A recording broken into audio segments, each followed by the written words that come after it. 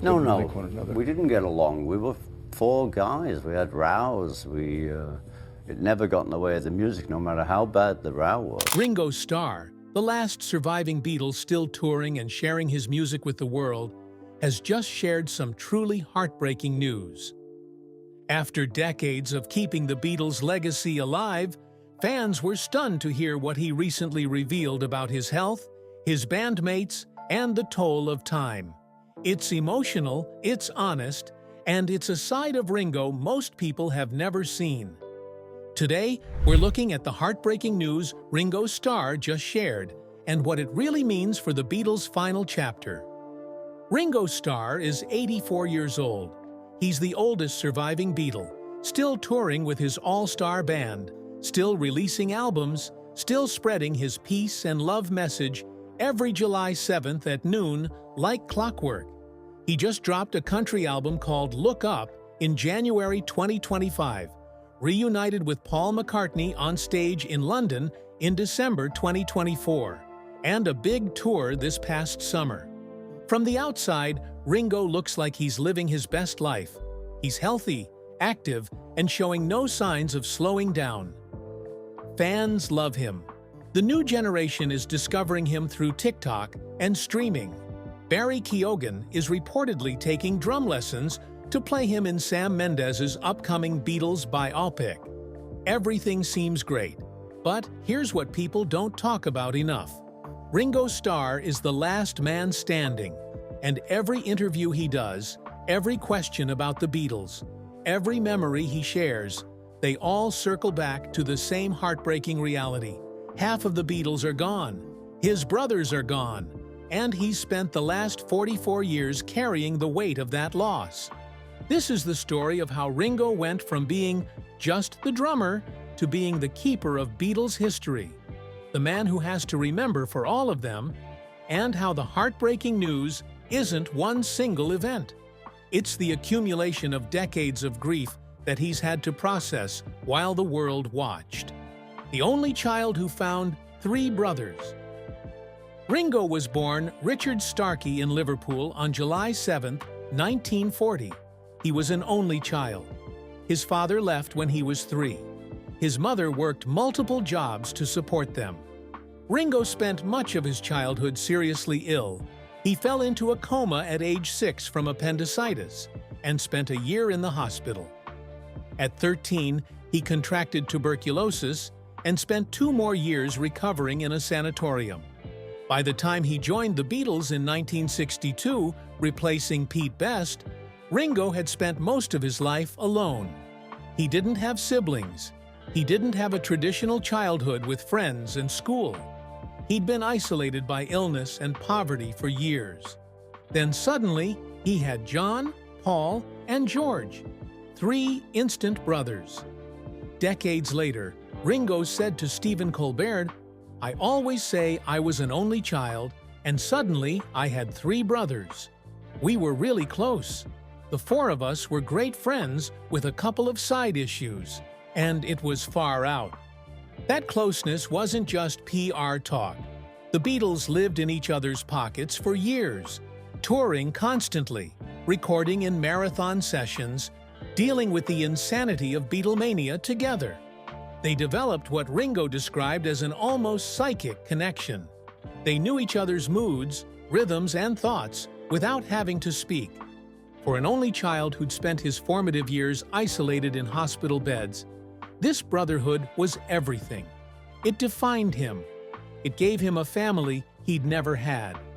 And then, over the course of 2 decades, he lost half of it. Not to normal deaths from old age, deaths he could have prepared for, deaths that would have made sense. He lost them violently and tragically, and each loss broke something in him that never quite healed. December 8, 1980. Ringo was in the Bahamas with his second wife, Barbara Bach, when the phone rang. It was his stepdaughter, Francesca, calling from Los Angeles. "Something's happened to John," she said. "There's news about a shooting." Then she called back and said, "John's dead." Ringo didn't know what to do. He'd just seen John 3 weeks earlier. On November 15, 1980, Ringo was staying at the Plaza Hotel in New York. John and Yoko came over to visit. They were supposed to stay for an hour, but they were there for 5. Years later, Ring P said with tears, "We had such a great time. It didn't matter that it was a year between we didn't see each other.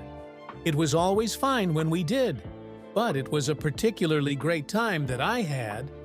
John was in a good mood. His album Double Fantasy with Yoko had just come out. He was excited about music again after years away. He brought tapes to play for Ringo. They talked about getting into the studio together in January. They laughed. They reminisced. It was like old times. 3 weeks later, John was dead, shot by Mark David Chapman outside his apartment building. Just like that, just 40 years old. Gone. Ringo was the first of the Beatles to make it to the Dakota after John was killed. George and Paul chose to grieve privately, away from the noise and cameras, but Ringo just showed up, still in shock, not really knowing what to say or do. Yoko told him to spend time with Sean, John's little boy, to help keep him busy. So that's what Ringo did. He sat on the floor and played with a 5-year-old while the whole world outside tried to process what had just happened. It was one of those moments where there's nothing to fix, nothing to say, you just be there. I'm really sad. I still miss John a great deal. I'll always miss him, but it's still brand new. When you heard about, how did you hear about it? Barbara's daughter called us up saying John's been shot. And so that drove me crazy, but you think he's been shot, he's shot in the arm, shot in the leg. A few days later, he did an interview with Barbara Walters. And honestly, you can see how broken he was. He wasn't putting on a front, he wasn't trying to sound composed, he was just heartbroken. You could hear it in his voice when he said he still can't make sense of someone shooting John. That kind of loss doesn't make sense no matter how long you think about it. He talked about how weird it felt to grieve in public, how you're supposed to mourn someone who meant so much to everyone, not just to you. He admitted he didn't really know how to handle it, and that when he finally got back to LA, the weight of it all just hit him. And the truth is, it never really left him. Even decades later, whenever Ringo talks about John, you can still see the pain in his eyes. Some losses just stay with you, no matter how much time passes. The tape. Years after John's death, Ringo got an unexpected package from producer Jack Douglas, the same guy who had worked with John and Yoko on Double Fantasy back in 1980. Inside was a tape, part of the so-called Bermuda recordings, rough demo sessions John had made shortly before his death. Most of those songs ended up on Double Fantasy in one form or another, but there was one that didn't. On the tape, John was chatting casually, the way musicians do when they're just noodling around in the studio. You can hear him talking about the song he's working on, thinking out loud, tossing around ideas, and then, out of nowhere, he mentions Ringo. He says something along the lines of, "That would be great for you, Ringo." Just like that. No build-up, no context, just a friend thinking of another friend, imagining him singing this track someday. When Ringo heard that, it absolutely floored him. Imagine it. Decades after losing one of your closest friends, you suddenly hear his voice, preserved in time, speaking directly about you, as if no time had passed at all. He said later that he broke down completely. In 2019, while talking about it with Dave Grohl, he got emotional all over again, saying how wild it was to hear John's voice from 40 years earlier, still thinking of him, still wanting him to be part of the music. It wasn't just nostalgia. It was like a message sent from the past that finally arrived. The song John had been talking about was "Grow Old With Me," one of the last songs he ever wrote. It's this incredibly tender, heartbreaking piece about love lasting through the years, about two people facing life together. Ringo decided he couldn't just let it sit on a shelf. So, for his 2019 album, What's My Name, he recorded it himself. and even brought Paul in to play bass. That decision turned the track into something symbolic. It wasn't just another recording, it was, in a quiet, bittersweet way, the closest thing to a Beatles reunion the world would ever see again. Three of the four, John in spirit, Paul and Ringo in the studio, connected once more through a song that was meant to be shared. But recording it wasn't easy for Ringo. Every lyric hit differently. Lines like, "Grow old along with me, the best is yet to be," landed like a punch to the chest. Because John never got that chance. He was frozen in time at 40, his life cut short outside the home he shared with Yoko. And for Ringo, who just heard proof that John had been thinking of him while writing that song, the whole thing felt like both a gift and a heartbreak. He talked about how surreal it was, how those memories of the band, of the laughter, the touring, the stupid jokes that only they understood, all came flooding back. They'd last hung out just weeks before John was killed, laughing and reminiscing like old mates. And suddenly, that was it. No more sessions, no more plans, no more chance to grow old together the way John had sung about. So when Ringo finally finished the track, it wasn't just about honoring John, it was about closing a loop that had been left open for decades. He poured everything he had into that song, not just as a drummer or a singer, but as a friend saying one last painful goodbye. The result was hauntingly beautiful, a love letter, a eulogy, and a reunion all at once. November 29, 2001. By the time 2001 came around, George Harrison was running out of time. He'd already beaten throat cancer once back in 1998, but it came back, first in his lungs, then in his brain. He was in Switzerland by then, mostly bedridden, surrounded by family and close friends. Ringo went to visit him, knowing it might be the last time they'd see each other. His daughter Lee was about to have brain surgery in Boston, and he had to leave soon, but he wanted to say goodbye in person. When he got there, George was lying in bed, weak but still trying to stay himself, still calm, still kind. Ringo told him he had to head to Boston, and George, barely able to move, looked at him and said, "Do you want me to come with you?" That line completely broke Ringo. In the documentary Living in the Material World, you can see it hit him even years later. He starts crying mid-interview, his voice cracking as he says, he's dying, and he still says that. Who does that? George passed away on November 29, 2001, at just 58. Lung cancer. Another friend gone. Another piece of Ringo's world missing. Later, when someone asked Ringo how often he thought about John and George, he said, "Quite a bit. Not every moment, of course, but quite a bit." And you can tell, it's not just something he says, it's something he feels. Every time he talks about them, you can hear it in his voice, carrying the weight alone. After George's death, Ringo was one of only two Beatles left. Just him and Paul. Half the band was gone. Half his brothers were dead. And the weight of being a living Beatle became heavier. Every interview now asked about John and George. Every Beatles documentary needed Ringo's memories because he and Paul were the only ones left to provide them. Every tribute concert, every anniversary, every nostalgic retrospective. Ringo had to show up and remember, had to relive those losses over and over again for public consumption. In 2003, Ringo released a song called Never Without You on his album Ringo-Rama. It was his tribute to George, co-written with Gary Nicholson and Mark Hudson. "George was really on my mind then," Ringo said.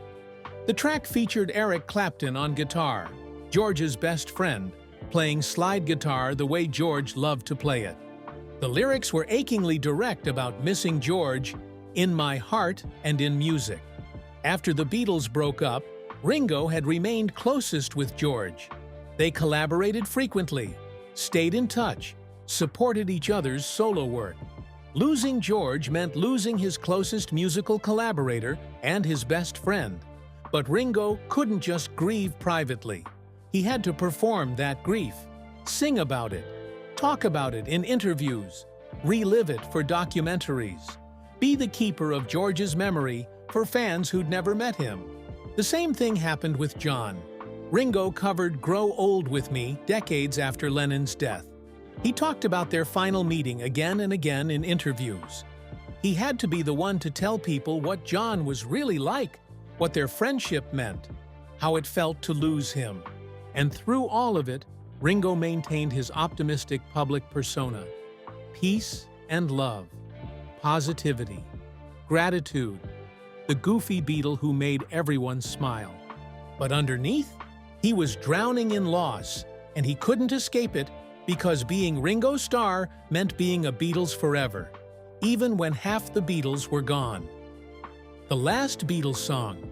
In 2023, Paul McCartney and Ringo Starr released Now and Then, which was marketed as the last Beatles song.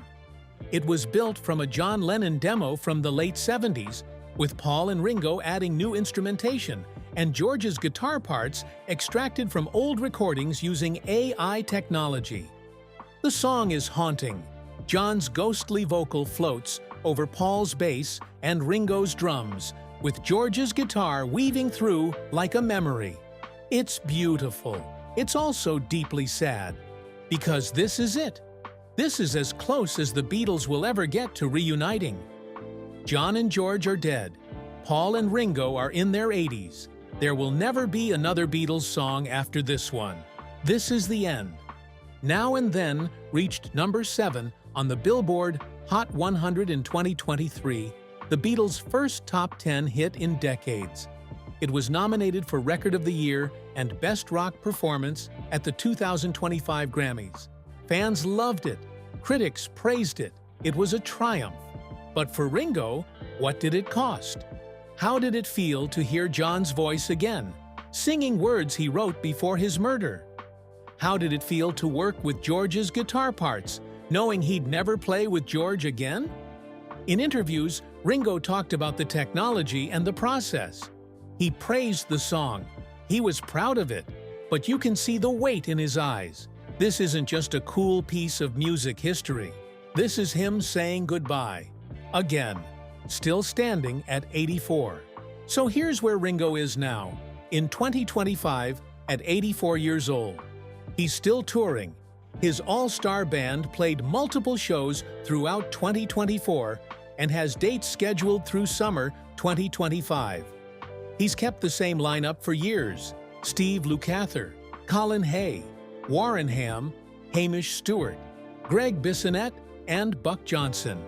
"I absolutely love playing live, and I love this band," Ringo said. "It's been so great playing with these guys. I just want to keep this lineup going." He just released Look Up, a country album produced by T-Bone Burnett. It's his first full country album since Beaucoup of Blues in 1970. "I've always loved country music," Ringo said. "Country has always been emotional."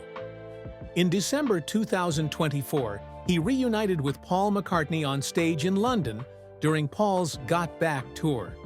They performed Sgt. Pepper's Lonely Hearts Club Band and Helter Skelter together. The crowd went absolutely wild. Two Beatles, performing together, still vital and alive in their 80s. It's always a mix of beautiful and bittersweet when you see Paul and Ringo together these days. There's joy in seeing them still laughing, still sharing that bond. But it's impossible not to notice the two empty spots that will never be filled. John and George should be there too. Over the years, Ringo and Paul have grown even closer. They're the only two who truly get it.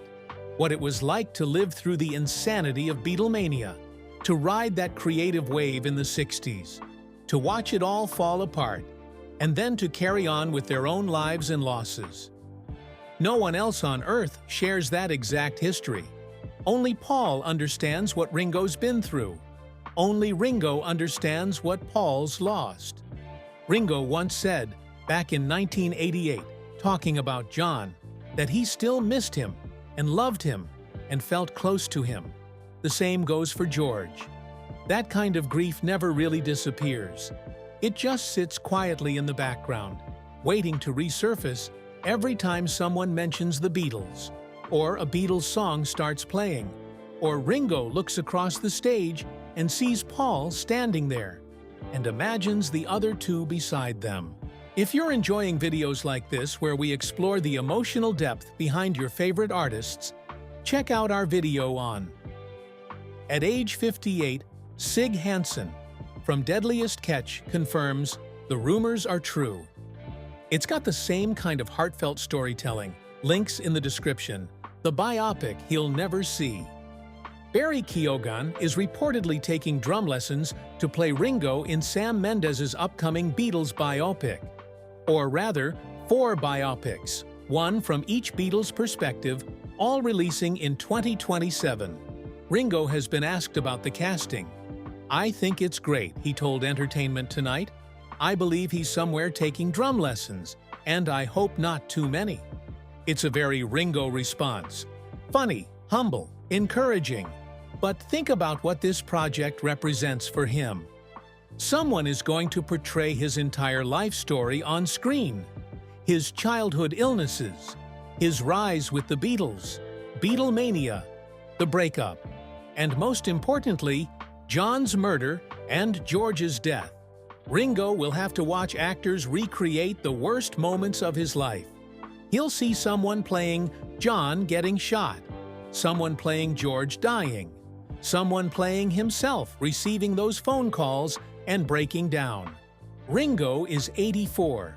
The films are scheduled for 2027, when he'll be 87. Will he even be around to see them? And if he is, what will it be like to watch your trauma replayed for entertainment? Paul McCartney and the estates of John Lennon and George Harrison have all granted full life story and music rights for the films. So nothing is off limits. Every painful moment, every loss, every bit of grief, it's all fair game for dramatization. Ringo says he's excited about the project. But how could he not be? He spent his entire life being gracious, being positive, being the good-natured Beatle who goes along with everything, even when it hurts. The man who thinks about them quite a bit. In that Stephen Colbert interview, when asked how often he thinks about John and George, Ringo looked emotional. "Yeah, quite a bit," he said. "Not every moment of my life, of course. But here's the thing. As the last surviving member of the most famous band in history, Ringo probably thinks about them more than he admits, because he can't escape them." Every July 7th, his birthday becomes a global peace and love moment where fans around the world post messages at noon. But that tradition was always connected to the Beatles, to the positivity and optimism they represented. John and George are woven into that message. Every time Ringo plays "With a Little Help from My Friends" or "Yellow Submarine" in concert, he's performing songs created with John, Paul, and George. The harmony vocals he's singing are designed for 4 voices, but 2 of those voices are gone. Every time someone streams Octopus's Garden, which has over 100 million streams on Spotify, they're hearing Ringo's composition, but also hearing John, Paul, and George supporting him on that track. The past is always present, and every time Ringo does an interview, the questions eventually circle back to the Beatles, to John, to George, to what it was like, to how he feels about their deaths, to whether he's at peace with it all. "I'm such an old crybaby," Ringo said, about crying when discussing George. But he's not a crybaby. He's a man who loved his brothers and lost them too soon, and has to keep reliving that loss publicly for the rest of his life. The heartbreaking news that never ends. So what's the heartbreaking news for Ringo Starr? It's not one thing, it's everything. It's that he's 84 years old and outlived half his band. It's that every interview about the Beatles means talking about the dead. It's that he has to be the keeper of memories for John and George, performing their eulogies over and over again for fans and documentarians and journalists. It's that Now and Then was the last Beatles song, and he knows it. It's that the upcoming biopics will dramatize his worst traumas. It's that every concert with Paul reminds him of the 2 empty spaces on stage. It's that he'll spend the rest of his life being asked what it was like to lose John and George. And he'll have to answer with grace and positivity, because that's who Ringo is, even when it's killing him inside. The heartbreaking news is that Ringo Starr, the fun-loving, peace and love optimistic Beatle, has spent 44 years carrying unimaginable grief while maintaining a smile for the cameras. It's that he was an only child who finally found brothers, only to lose half of them violently and too soon. It's that the world sees him as the lucky one, the Beatle who's still alive, still touring, still relevant at 84. When the truth is, he's the one left behind. The last man standing in a band that defined a generation, holding on to memories that get heavier every year. And the cruelest part? He can never stop being a Beatle.